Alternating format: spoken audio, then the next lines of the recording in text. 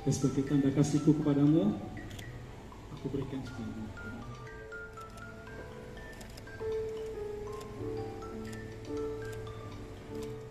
Saya berjanji akan menjadi istri yang beriman dan tetap melayani engkau pada waktu suka maupun duka, sehat maupun sakit, kelimpahan maupun kekurangan. Dengan pertolongan Tuhan, saya akan menjadi penolongmu yang mengasihi engkau sampai dengan akhir hayatmu.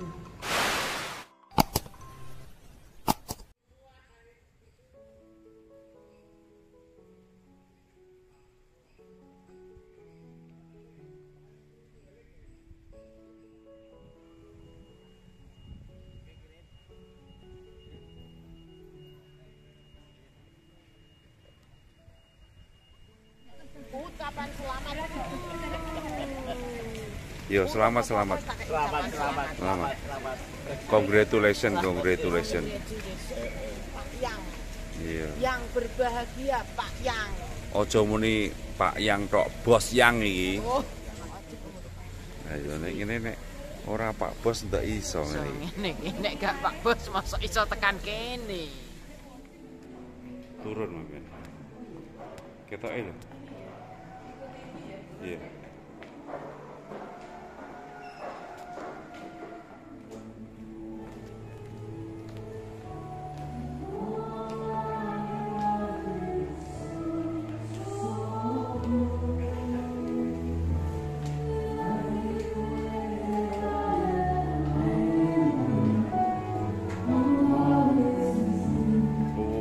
Langsung naik kene kabeh. Sini dah maksudnya. Iya.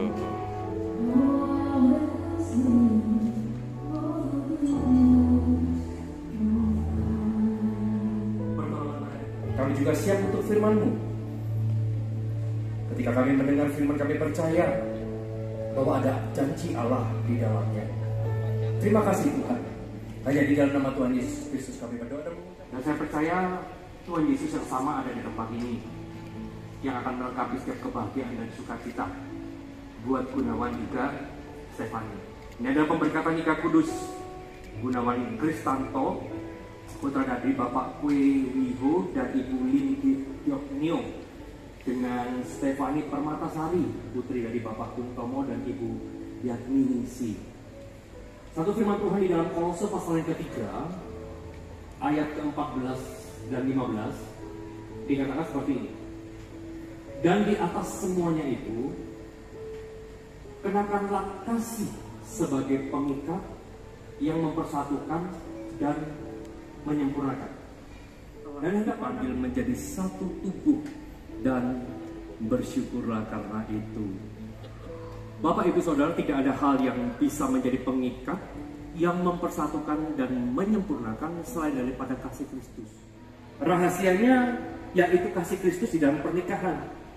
Nggak ada manusia yang sempurna, nggak ada pribadi yang sempurna, nggak ada pasangan yang sempurna. Tetapi firman Tuhan katakan ketika kita mengenakan kasih Kristus sebagai pengikat atau perjanjian di dalam pernikahan, maka kasih Kristus itu akan bersifat mempersatukan dan menyempurnakan. Apa sih kasih Kristus? Kasih itu sabar, kasih itu murah hati, ia tidak cemburu. Ia tidak memegahkan diri dan tidak sombong. Ia tidak melakukan yang tidak sopan dan tidak mencari keuntungan diri sendiri. Ia tidak pemarah dan tidak menyimpan kesalahan orang lain.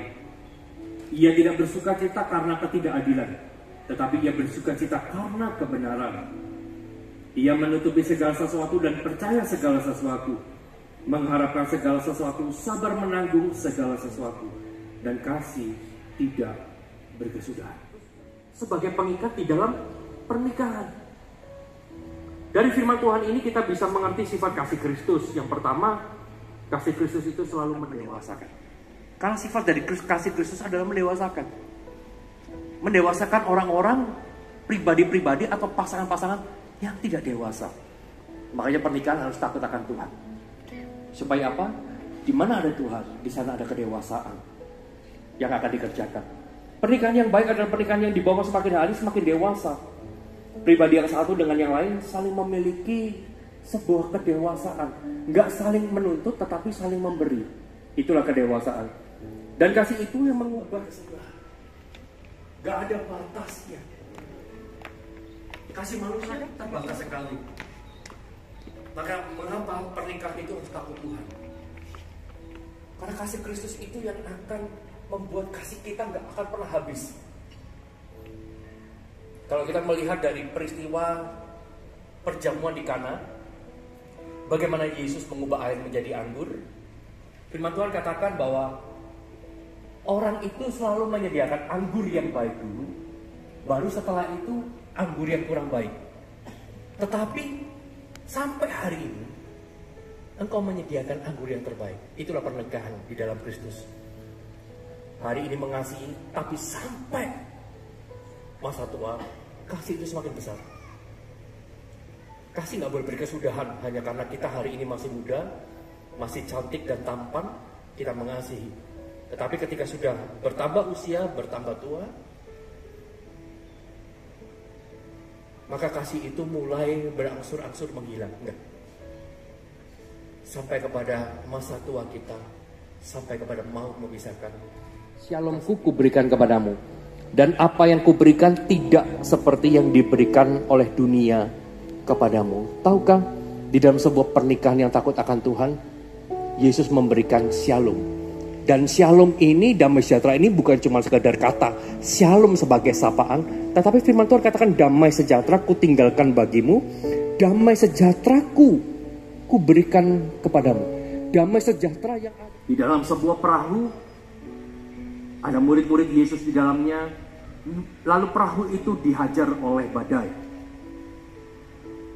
Dan ketika perahu mulai terombang-ambingkan, firman Tuhan katakan bahwa Yesus sedang tertidur di sana. Gunawan Kristanto, apakah engkau mengaku dan menyatakan di hadapan Allah dan jemaatnya bahwa engkau mengambil Stefani Permatasari sebagai istri yang sah di hadapan Tuhan dan sebagai suami yang beriman, akan tetap setia baik dalam suka duka, sehat sakit, kelimpahan kekurangan, dan akan tetap menolong memelihara sampai akhir hayatnya? Apa jawabmu, Gunawan Kristanto?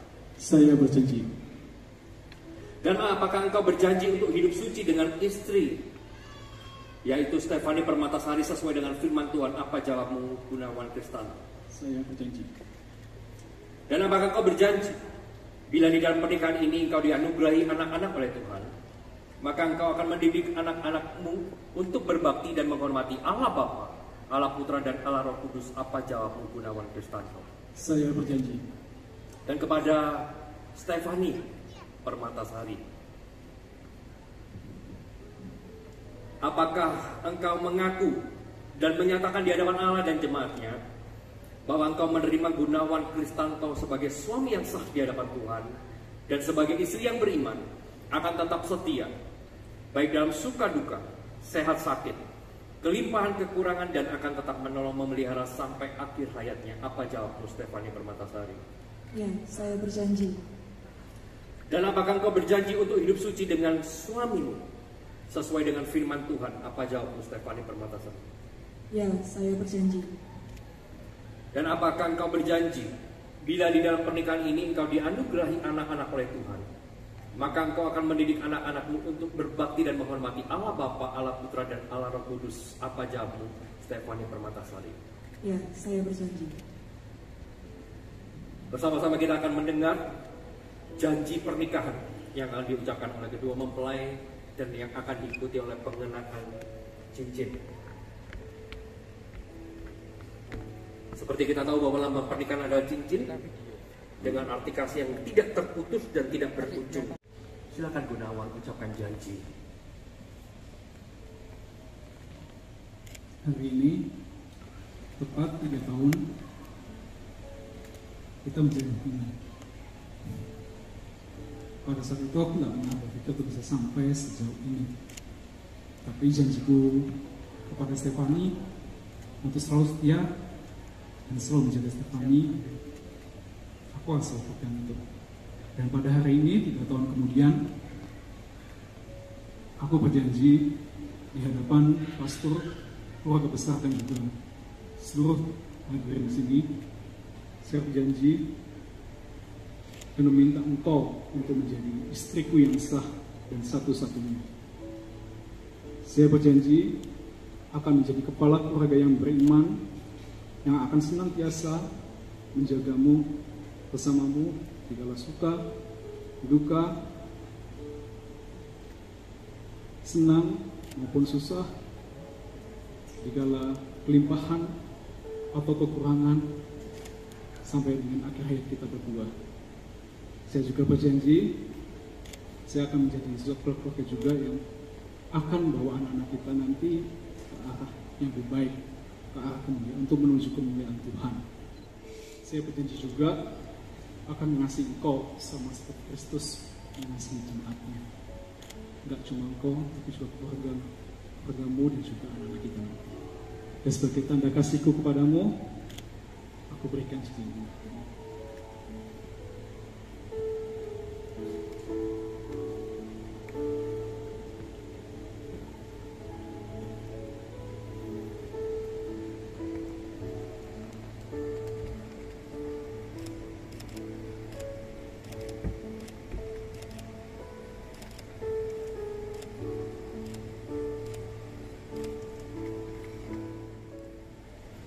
Gunawan, pada hari ini demi nama Allah Bapa, Allah Putra dan Allah Roh Kudus, saya berjanji bahwa saya menerima engkau sebagai suamiku yang sah dan satu-satunya. Saya berjanji akan tunduk, menghargai dan mengasihi engkau seperti jemaat tunduk dan mengasihi Kristus. Saya berjanji akan menjadi istri yang beriman dan tetap melayani engkau pada waktu suka maupun duka, sehat maupun sakit, kelimpahan maupun kekurangan. Dengan pertolongan Tuhan, saya akan menjadi penolongmu yang mengasihi engkau sampai dengan akhir hayatmu. Dan sebagai tanda janji setiaku kepadamu, kuberikan cincin ini kepadamu.